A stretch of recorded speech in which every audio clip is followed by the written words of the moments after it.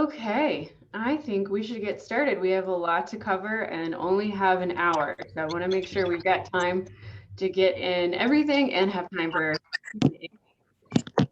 so You guys can sit on either side. Auntie's over here. There we go. So you can walk. welcome to the sustainability series, everyone. Thank you so much for joining us today to be here to hear about food waste composting options here in Teton County. We are really excited about this topic, and it is really near and dear to my heart. So I'm very excited to be talking about this. As a friendly reminder, keep yourself on mute if you, unless you're speaking, and go ahead and type your questions into the chat feature, and I'll keep an eye on those and make sure we get those answered in due time. And on that note, my name is Carrie Bell. I'm the Waste Diversion and Outreach Coordinator for Teton County Integrated Solid Waste and Recycling.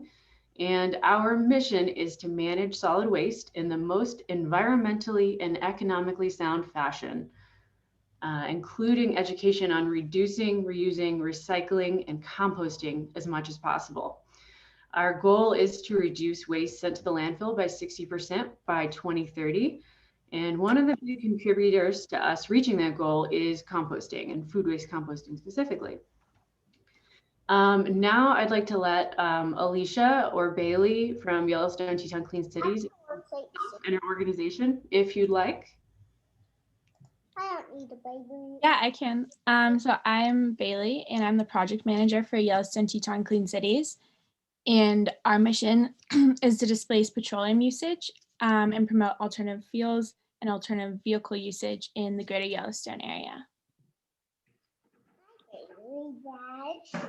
Awesome, thank you. Bailey, have you seen if Megan was able to join? I have not seen her on yet, so we should just move ahead. Sure, thanks.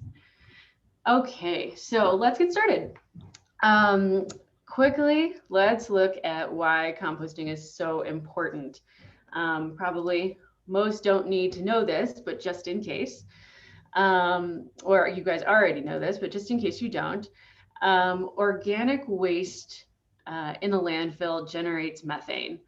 Methane is a potent greenhouse gas, and by composting wasted food and other organics, methane emissions are significantly reduced.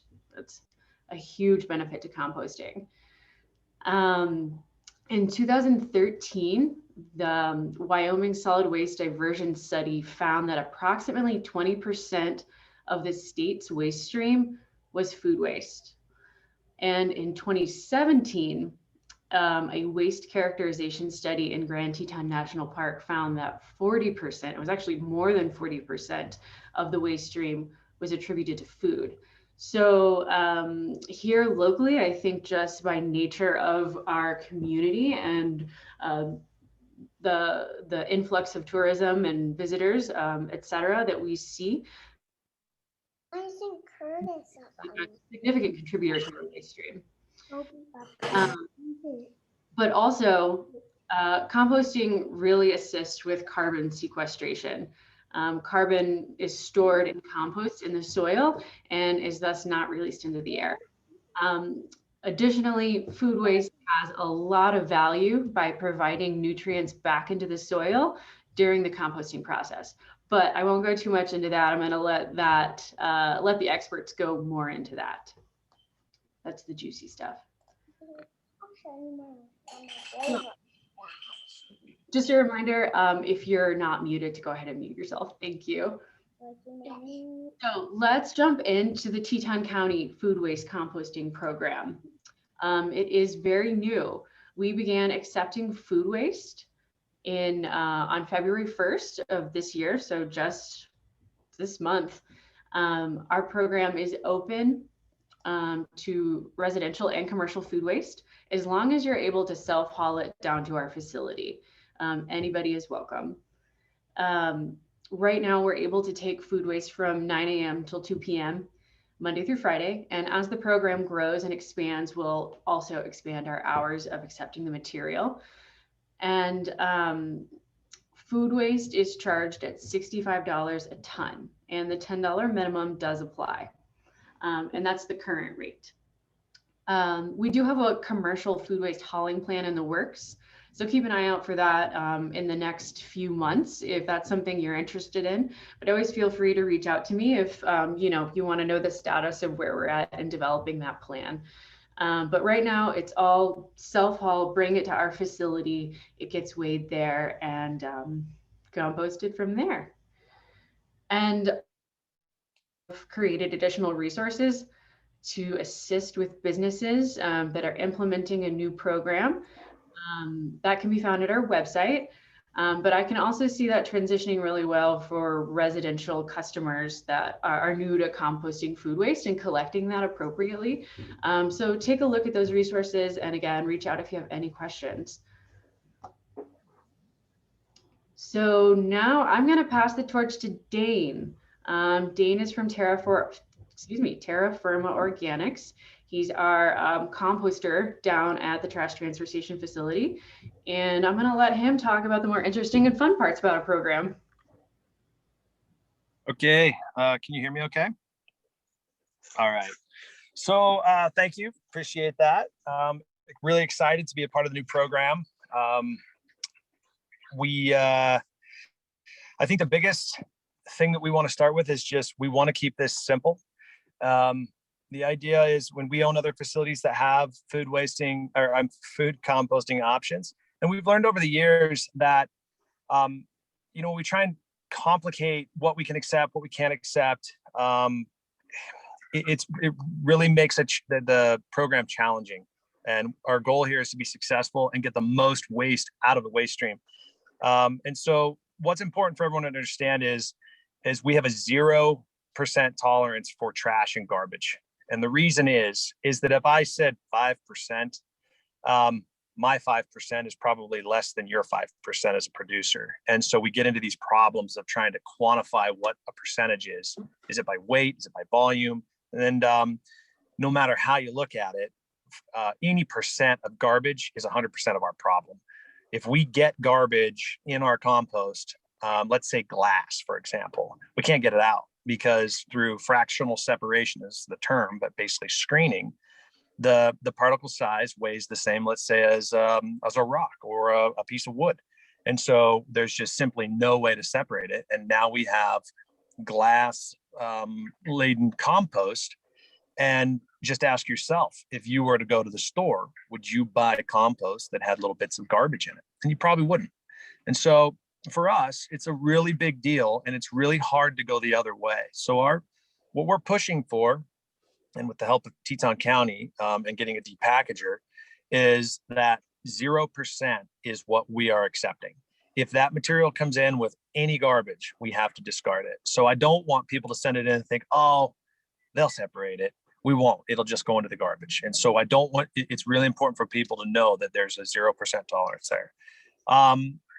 In our process, some of the things that looked organic and they were organic, the real term of, it had a life cycle, that don't apply are like shellfish, for example. The reason we don't take shellfish, clams, and those things, that's Mother Nature's glass, and we can't get it out.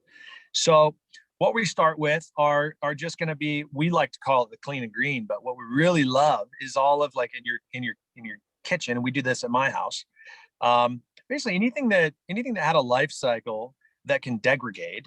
So obviously shells don't degrade quick enough for us, but anything that had a life cycle, we can take meats, we can take lettuce we love. Just as you're prepping in your kitchen, anything that we can use, we put in the compost bin, which is just as simple as a 5-gallon bucket to start.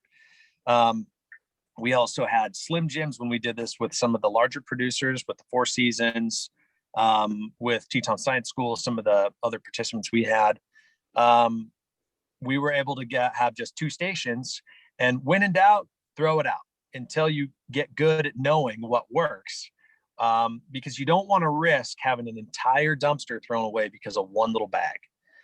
That's a really big deal. The other reason that we're concerned about this is that when you go into even the depackager, what it does is it cuts that stuff up. So there's still a chance that we're going to get little tiny bits of microplastic And we take pride in the fact that there's no garbage in our product. We're a very clean compost facility, and we're that way throughout all of our companies.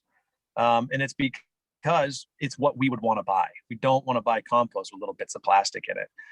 Something that has been a real challenge for us at one of our facilities. We get a bunch of these organic apples and fruits in from a whole grocer. They have stickers on them.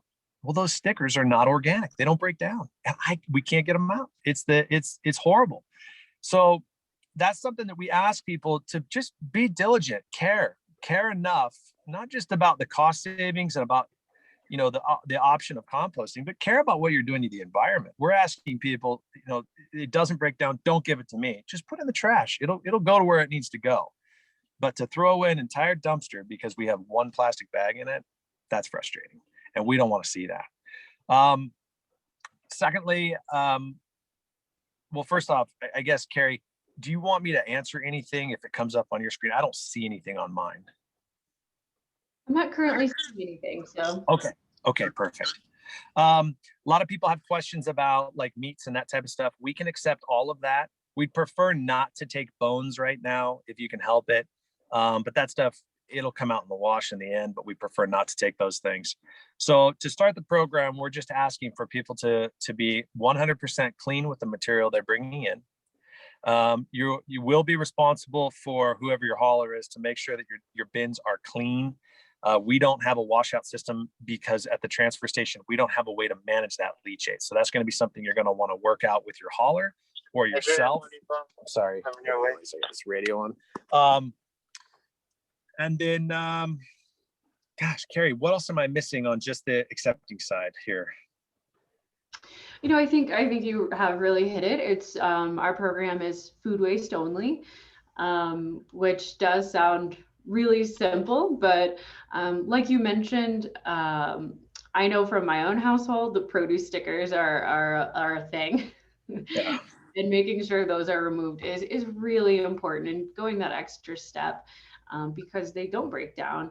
But in the lines of produce, I think we see other things like rubber bands, you know, binding your celery or a tag on your pineapple top, things like that. Those are really critical things to look out for, you know, when you're starting to collect food compost.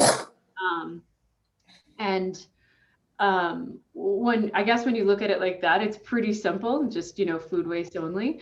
Like you said, Dane, if it had a life cycle, I think that's a really good way to categorize it, with the exception of shellfish. But do you want to dive into our no's list, the no? Yes, and I don't have the list you have, so if I miss something, I'm kind of going from memory here.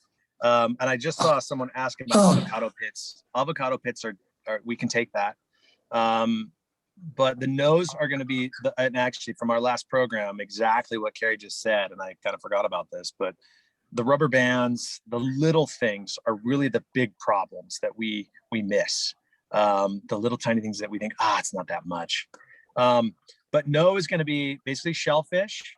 We're saying obviously no trash whatsoever, no glass whatsoever, no plastic bags. No, and we think of trash is trash. Anything that did not live is trash in my mind. So a lot of people are asking, well, can we put it in a bag, get it down there? Will you open it? We will not open it. And I think it's the hard part for us is it's already really hard to find good help in our town.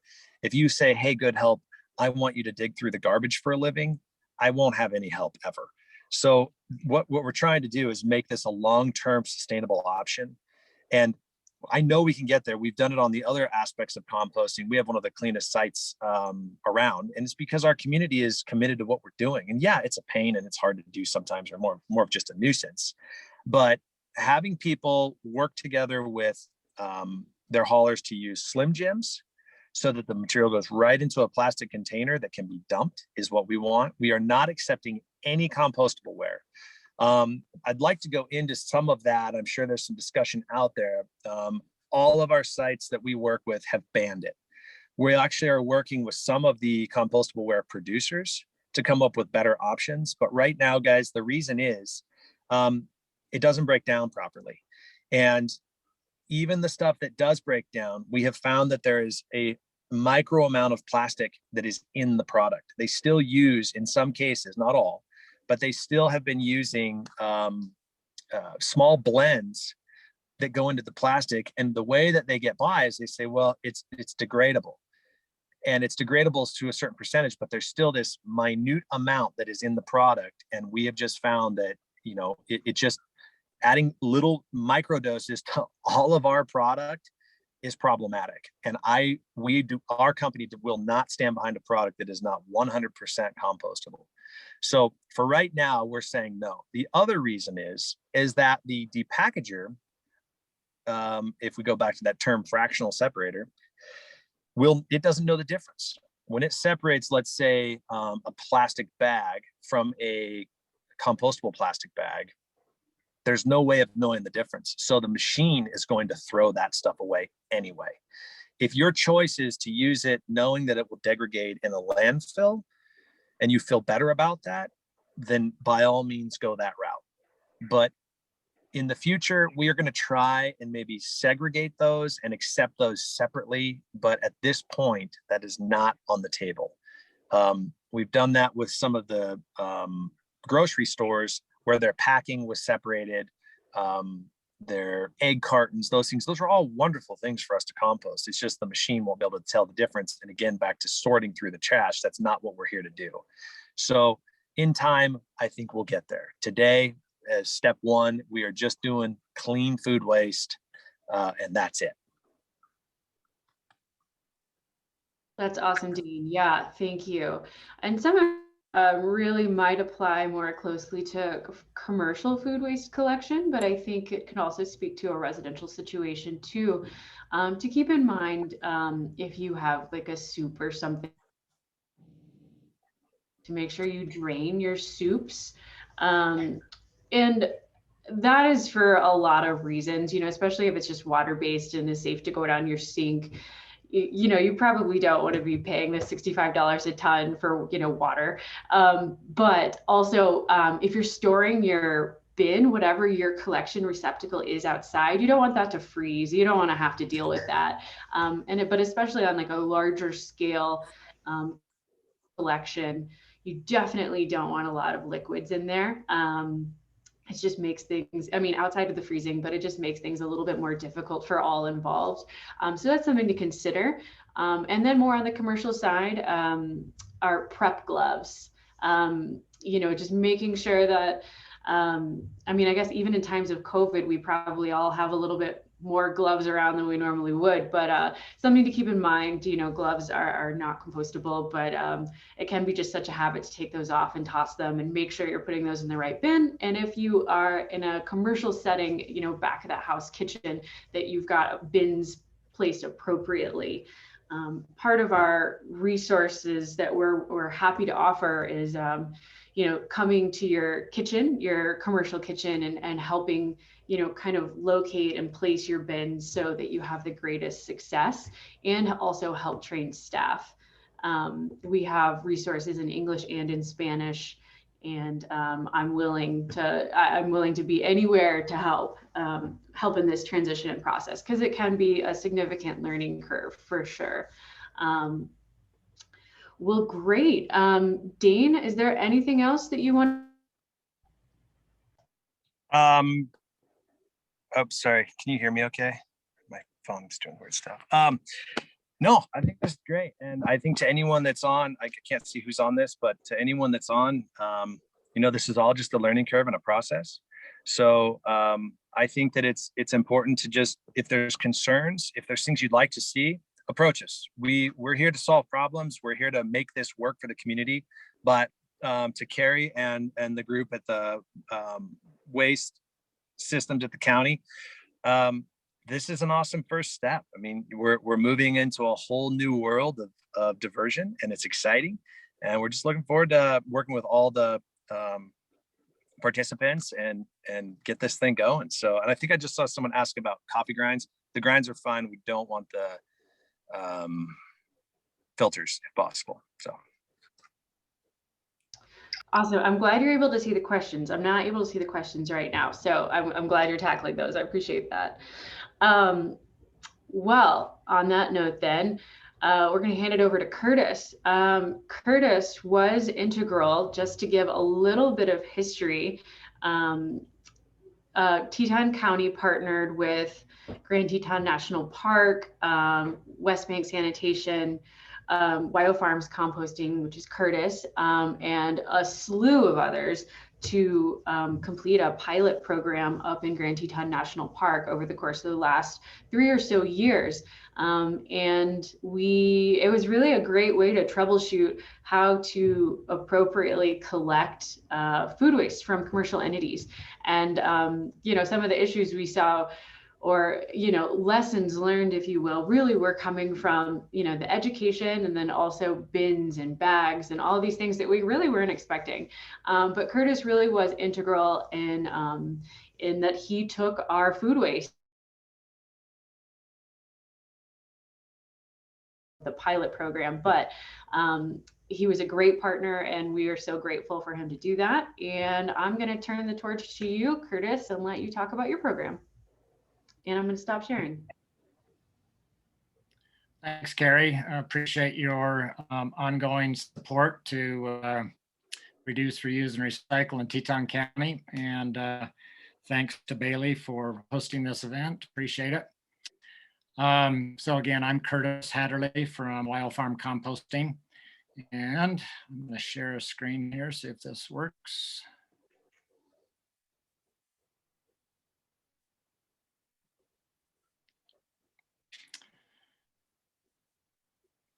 And we started in 2018 with commercial composting. I do want to explain the difference between food scraps and compost. So food scraps is what we produce as people, when we're cooking a meal and we have trimmings from our produce or whatever, or when we're done with our meal. And Hey, Curtis. Yes. I'm so sorry to interrupt. I don't know if is it just me, but I think you might be sharing the wrong screen. Or is that okay?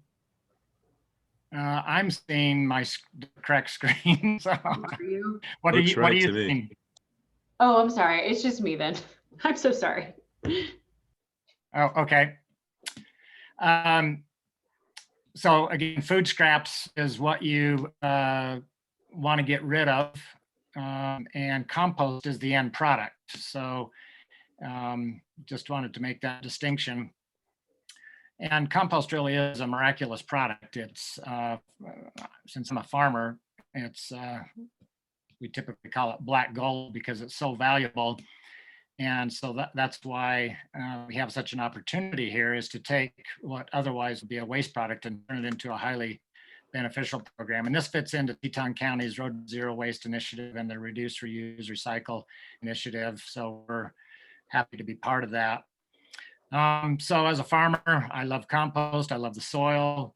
I'm happy where I live, and I really detest waste. So this works out for me quite well, because all of these things is what I'm passionate about.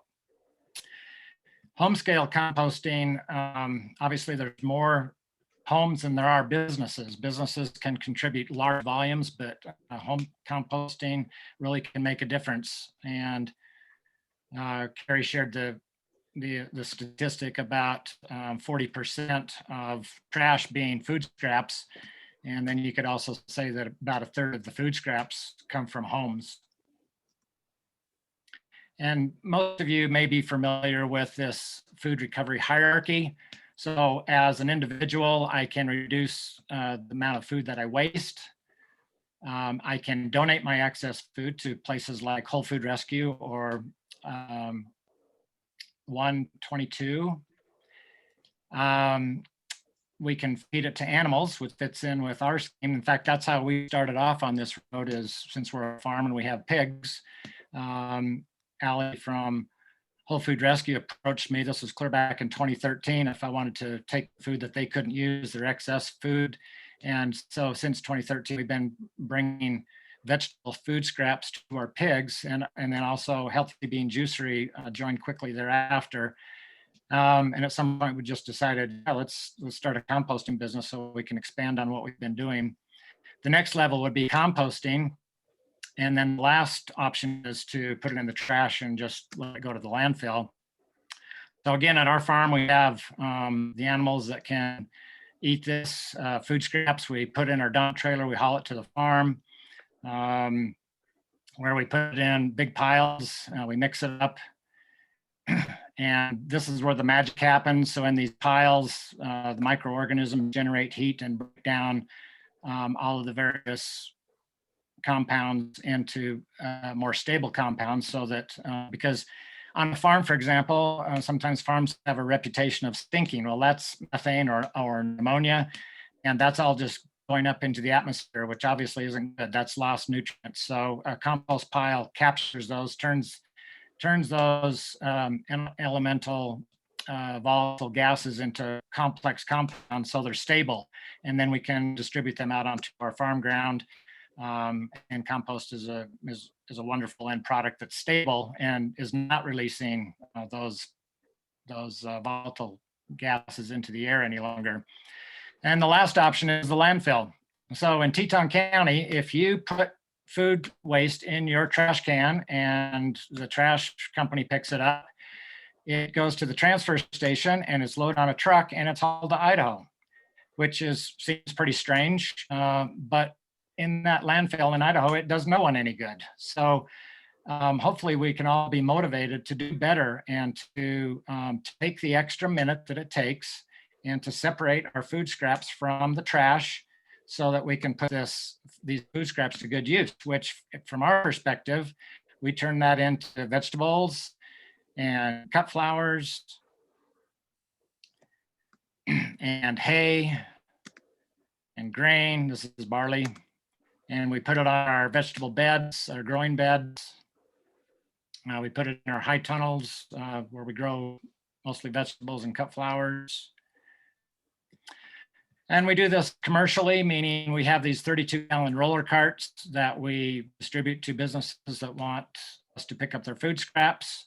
We provide as many of these 32-gallon roller carts as you want, and we can pick them up once or twice a week.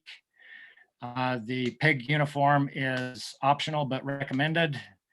And we pick up these bins, and we do accept meat, bones, and shells.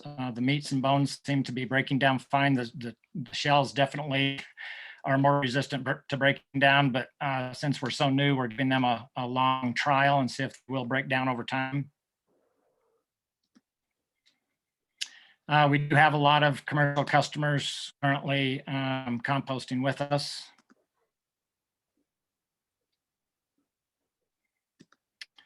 In 2019, which was our first full year, we collected 480 tons of food scraps from Teton County. And that was a good first year. And we also do residential composting with 5-gallon buckets. So we do home delivery and pickup. Then we also have drop points where you can meet us and bring your compost in a bucket or otherwise and put it in our dump trailer.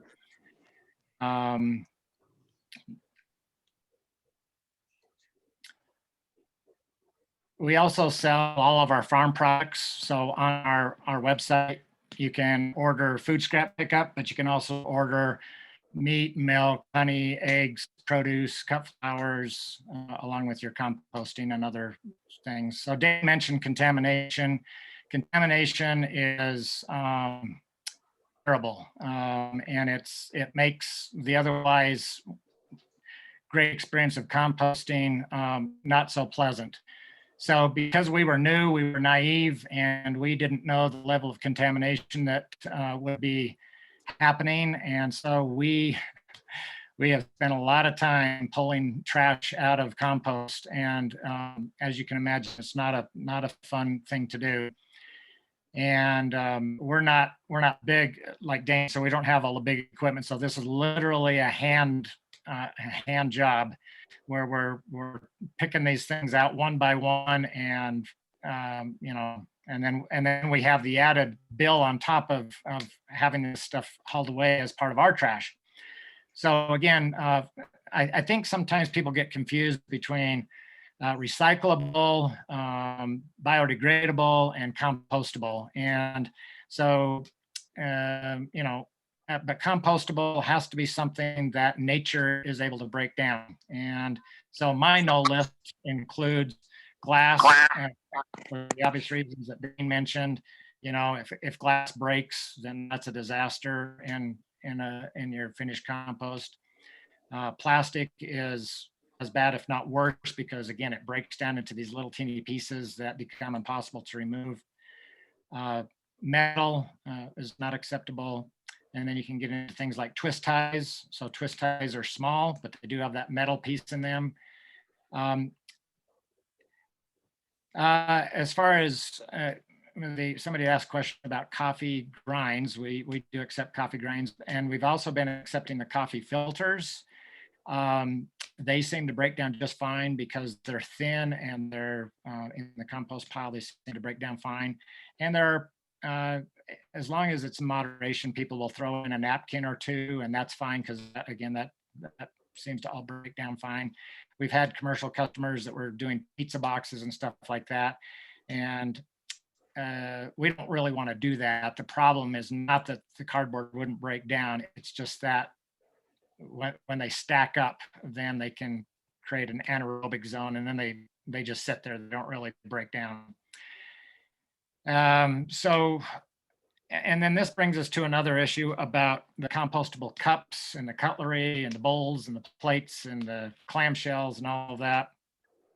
And I've been trying to get to the bottom of this, but it's more complex than you would guess.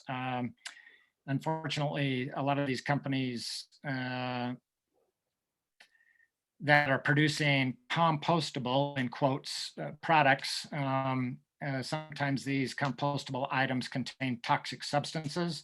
So there are paper products, specifically hot paper cups and bowls for hot soups, for example. They are coated, or at least they have been up until this point, with a toxic chemical. It's a PFAS, and it does not break down in a compost pile, and it is toxic to humans.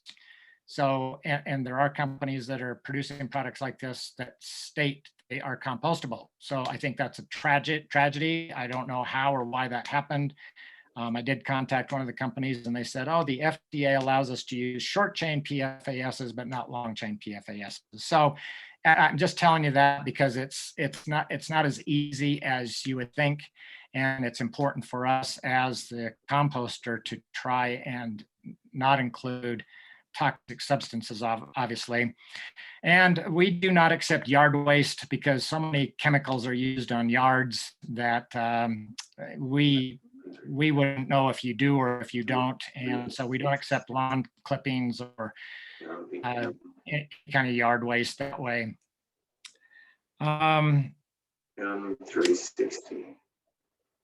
We have, as Hatterley Farms, when you buy food products from Hatterley Farms, and you compost with us, we've been putting your the food items that you purchase into a compostable bag. We have had good experiences with these compostable bags and encourage people to use them. We now sell them and encourage people to use them in their buckets. And we're encouraging also the commercial customers to use the commercial bags, the larger bags. They help keep the bins clean. In the wintertime, it helps the food scraps from freezing in the buckets and in the bins. And even if that bag never comes back to us, it's still compostable. So even if you put it in the trash, it's going to break down rather than normal plastic, which does not. Yeah, so we can get really clean compost. Here's the warning, the cult of compost. So if you're like me, the need to compost, let's see. I'm going to back up there because I wanted to make sure you saw that need to compost once awakened is insatiable. So that's where I'm at right now is this need to not throw food scraps in the trash is a real passion of mine, and we're eager to share what we've learned and our experience with composting with others, so that hopefully they can catch that bug as well. So anyway, we offer these composting services. We have a website that you can go and you can either through wildcompost.com or hatterleyfarms.com, you can find us and you can order a starter bucket. And again, on that website, you'll see that we drop off at certain locations and pick up at certain locations 3 days a week, or we do home delivery 3 days a week, depending on where you live in Teton County. Our pricing starts at just under $6 per bucket. So if you bring a bucket full of compost, then we swap you out with a clean bucket, and you can have more than one bucket if you want to. And then and then if you purchase food, if you purchase $20 or more of food from us, then we credit $4.75 of that back to your account. So your composting can be inexpensive, and in some cases even free, depending on where you live and if you're picking up or dropping off, and different criteria like that.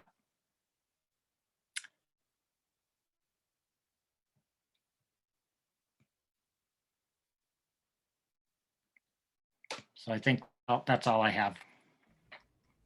Awesome. Thank you, Curtis. You always have the best pictures.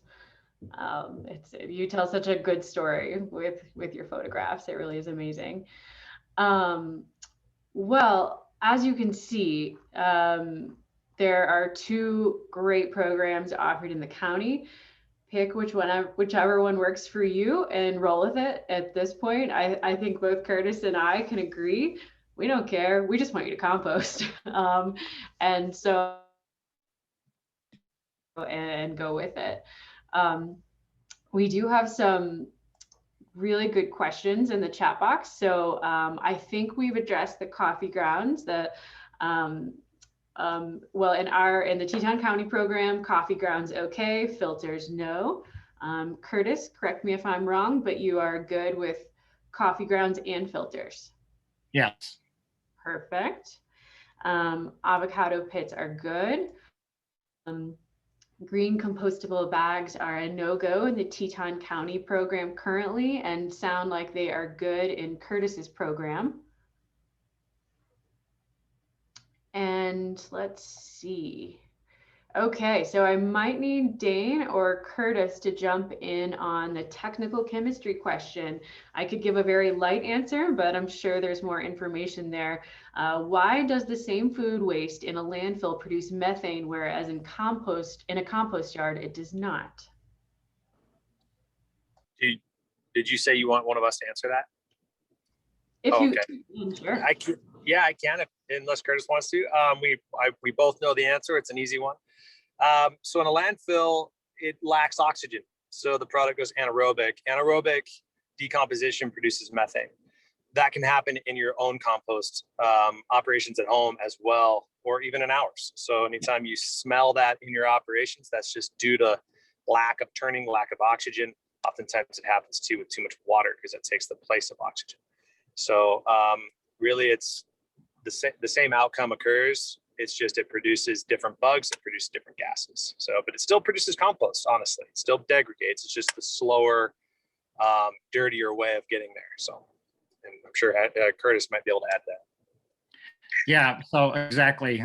Methane or ammonia, which is or smells that we've all smelled before, are not good smells. And in my farm situation, that's just telling me that I'm not doing a good job managing either my animal manures or my compost pile, because it's going into the air. That's why you're smelling it. So so you get it in that pile and you get it with carbon, and then that breakdown happens so quickly that it doesn't go into the air as gas. I might add to that too, with what Curtis mentioned there too. That's part of the reason there's different schools of thought on. That's why earlier I said, if you want to use compostable to go in the trash, my only reason of hesitation there is that we're just promoting degradation and an auction in the private environment. So if you put a compostable bag in the trash, it will produce methane in that system.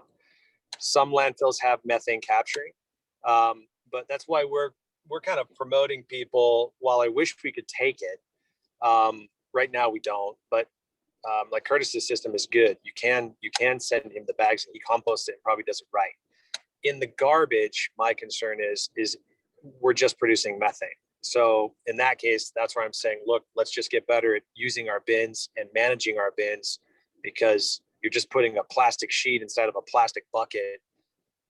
I don't see the real gain, honestly. I understand there's some water savings there, but I do think that people should consider these things as they choose which direction they want to go, not for either Curtis's system or ours, but just as their habits in life, so that they're not being so wasteful.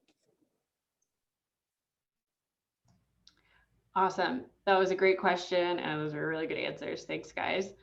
So there's a question about tours. I can definitely say for the Teton County program, yes, we offer tours. They are going to be kind of based on current health metrics. We're looking a little better. That is definitely something, if somebody was interested, we could talk about. We are looking at doing a virtual tour. We recorded virtual tours of both the recycling center and the trash transfer station this summer, so that they could be available to the community, classrooms, clubs, anybody who's interested. And we're also looking at recording a virtual tour of food combo this spring, summer. So that'll be available too, depending on where health metrics go. But Curtis, do you want to mention if you do tours? Yeah, we always welcome people to the farm, especially young people, because we're looking for the next generation to take over. We're wearing out over here, so. That's good. I like that. So there's another good question about the Teton County program offering containers. Right now, we don't have any plans to offer containers. I think we're really waiting to see how our commercial hauling plan kind of falls into place, and to see how that all develops. But I think it's a great idea. Not to steal Curtis's idea by any means, but the 5-gallon bucket it works really well. It was a really good idea, Curtis. I believe this question is from Wes. Could we potentially collect and reuse containers? I love that idea. I think it's great. There are a lot of 5-gallon buckets and those kitty litter buckets around town. You know, we all use them in some capacity. That would be a great way to reuse those, because with our program, you know, you bring whatever works for you in your system to our facility, and you dump it out at our location. So whatever receptacle works for you works for us, as long as it's nice and clean. But I think that is a great idea of how to make sure people have the containers that they need. Also, there's a question about, does the county accept food waste, or I'm sorry, yard waste? Yes, we do. Dane has been running the yard waste compost program for years. That generally constitutes at least 15% of our diversion rate every year, is the yard waste composting at our facility. So it's been a really successful program. Dean, is there anything you want to mention about yard waste composting? Yeah, so you stated it. I think our numbers are higher than 15. From a company-wide stance, I think we're closer to the 28 to 30 with all the materials diverted. So Terra Firma's operation, we've been there for 15 years. We are the largest recycler in the state. We make Teton County the largest recycler of all the state entities. So Teton County does a good job. This is just the next step, is going into food waste. And what Curtis was mentioning earlier about what people put on their yards is so real for us. There are what we're challenged to deal with, and unfortunately we have to take it, is in green waste, we don't know what people do. And so we have to manage against clopyralids, we manage against aminopyralid.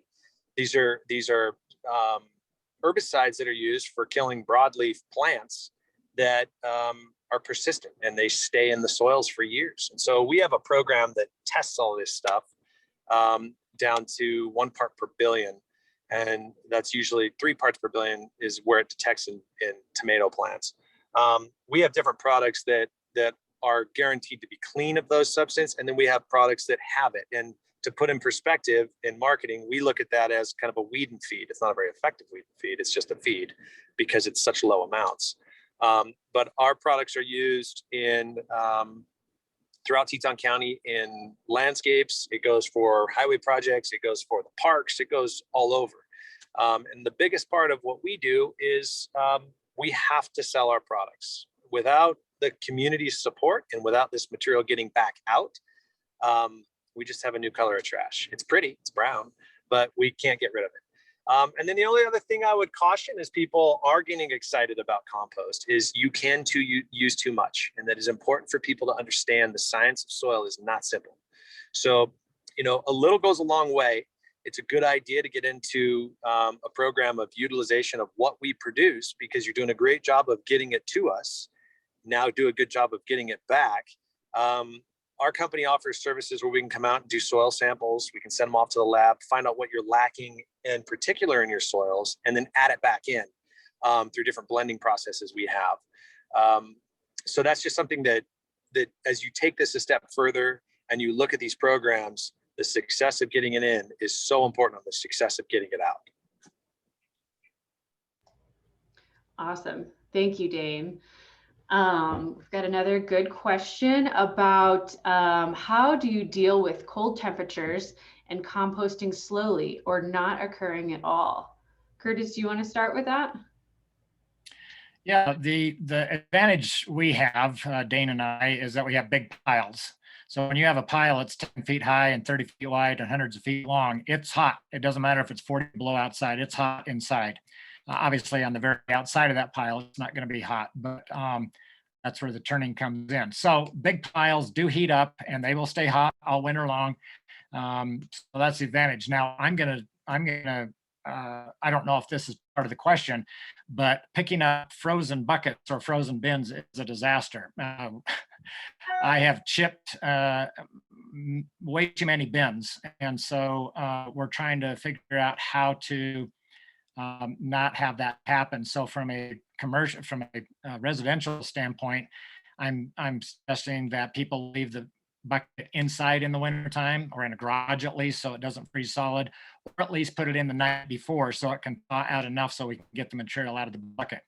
From a commercial standpoint, same thing. Either the bins need to stay inside or they need to be rolled inside for the night so we can get the material out. Or using the bags. If the bags truly are intact, then and the moisture isn't leaking onto the bin, then those bags will drop out. So that's a burden upon the composter to help us that way. Thank you, Curtis. I've got another question for you. What about accepting garden waste into your program? Yeah, garden waste would be fine because obviously herbicides would not be used in a garden setting. Pesticides could be used in a garden setting. I'm not aware of any pesticides that would not break down in a compost pile. Dane, you may have some input on that. But again, if you're a home gardener, you probably, hopefully your home garden would be at least hopefully clean as far as toxic substances. So your plant residue, because we put all of our plant residue in the compost pile because we're not using any herbicides or pesticides. So to Curtis's point, the only thing that I would be cautious about, and we've seen this, when people add their own amounts of manure, and if that manure is coming from an animal that has eaten quarantined hay, weed-free hay, that can contain clopyralid. And so what it does is it concentrates in the animal, gets in the manure, and they add it to their garden. So I would just be cautious to any users that are putting manure in their gardens. We have found the highest spike of clopyralid, which is the worst one. And that comes from animals and it's in their manure.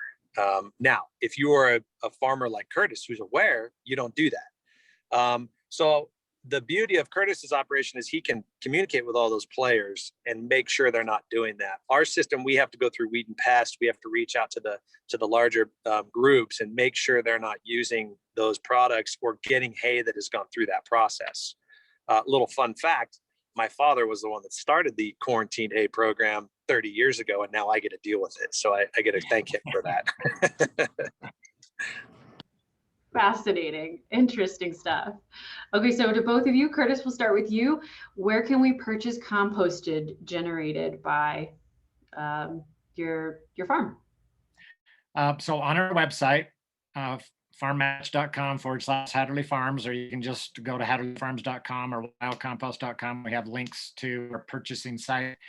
We just have compost in bags or in buckets.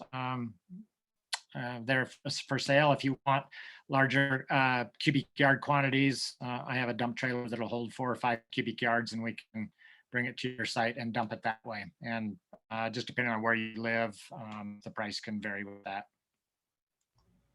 Awesome. Thanks, Curtis. And Dane, where can we buy your compost? So all of our compost is sold at Evans Construction, the front of Evans Construction. We have a rock yard that provides base gravel, rocks, landscape boulders, basically anything you need for landscaping. And you can buy as much as you want. We have anything from semi loads to small dump truck loads. We do deliveries. We also have bag line products. Our bag line products are coming out of one of our facilities down in northern Nevada. That's where all of our blending is done. So if you're doing more specific, organic, required garden grade specs that you want for high production, we suggest those blends. We can also get those in bulk as well. But all of our products currently are being sold through the Evans facility. And you can call in and get to the landscape yard anytime, and we can set up deliveries or purchase. Awesome. Thank you. Dane, I'm throwing it back to you. Do you consider grass clippings clean or troublemakers when it comes to fertilizers? It's a good question. Grass has challenges, and Curtis mentioned it earlier.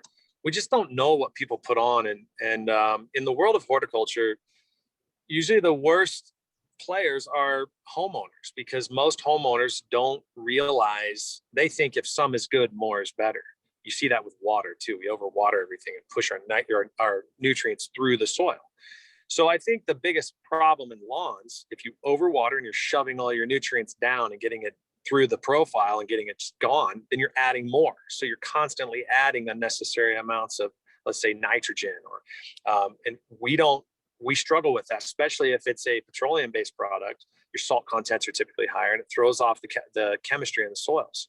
So while grass we have to take, it does have high nitrogen in it, and that's a component of decomposition that we want. So it's a trade-off, and that's why we go through a pretty rigorous testing of our products to make sure that they don't have chemicals in them that can kill your plants. And if they do, they go into a whole different group that is marketed towards plants that don't get affected by that. Because no matter if we agree with the fact that our neighbor is putting it on or whatever, it exists. And the only known way to break those persistent herbicides down is through degradation, composting. That can happen in your soils through nutrient cycling. That's when the plant takes up nutrients, produces a top, dies, falls on the ground, and does it again. So the only known way to degrade those problem child created issues is going to be what we're doing. We're cycling it through. We're letting Mother Nature break it down, and that's the only thing in those persistent herbicides. All they are is really well designed weed killers. That's all they are, and so they just fight against degradation. So the more we allow degradation, the more it breaks them down. If you have a problem with that, you can always reach out to us. But one option is also to water it out. That's the only other way to get it through, is to flush with water, because a lot of that stuff's carried. But really what I want is for our state, our leaders to reach out and ban the use of these chemicals. They're stupid. I don't even know why we use them. But anyway, that's another topic. Thanks, Dane. That's good advice. Good answer. We've got one more question right now, and it's for the Teton County program. Any idea when haulers will start up? Currently, I unfortunately don't have any information on when haulers will start up. It has been a surprisingly complicated process of figuring that out. So we're a little delayed on getting a commercial hauling program on the ground. I'm hoping, or I think we're all hoping by early summer that will be in place. But I am definitely not making that promise at this point. But we will let the community know for sure, because we want as many businesses that aren't already composting with Curtis, that want to jump on. We want them. We want that food waste. So people know. Well, we've got a couple of minutes left. Are there any other questions or topics, Dean or Curtis? Anything else you want to mention? I did want to mention, this is kind of an experiment, but the compost that we sell in bags is not in plastic bags, it's in burlap bags. And that might seem comical, but I'm so against plastic at this point. I just couldn't stomach the idea of making this beautiful product and then sticking it back in a plastic bag. So I bought some burlap bags. I don't know how scalable that is, but we have sold compost in burlap bags, and they are returnable. So people are actually bringing the burlap bags so we can use them again. That's awesome, Curtis. I love the reuse. That's great. And I like the burlap better. Yeah, for sure. That's great. Any other last thoughts, questions, anything? I will just say hats off to that on the burlap. I'm with her or Curtis on that. We really struggle with even the putting product in compost or in plastic bags. So if there's anything out there that people can throw at us, we have a lot to do, but solving all these problems, that's what we're here for. So yeah, I think love the topic, love where this is all headed. So thank you. Absolutely. Well, if there aren't any other last questions, I just want to say thanks for laying the groundwork and collecting and composting food waste for the last several years. You've done great work for our community and really gotten this going. And thank you so much, Dane, for composting down at our facility for so long and taking on this program with us. We are really excited, and I know that anybody's welcome to reach out to myself, and I don't want to speak for you, Curtis, I can only assume, with any questions about your program, how to get started, etc.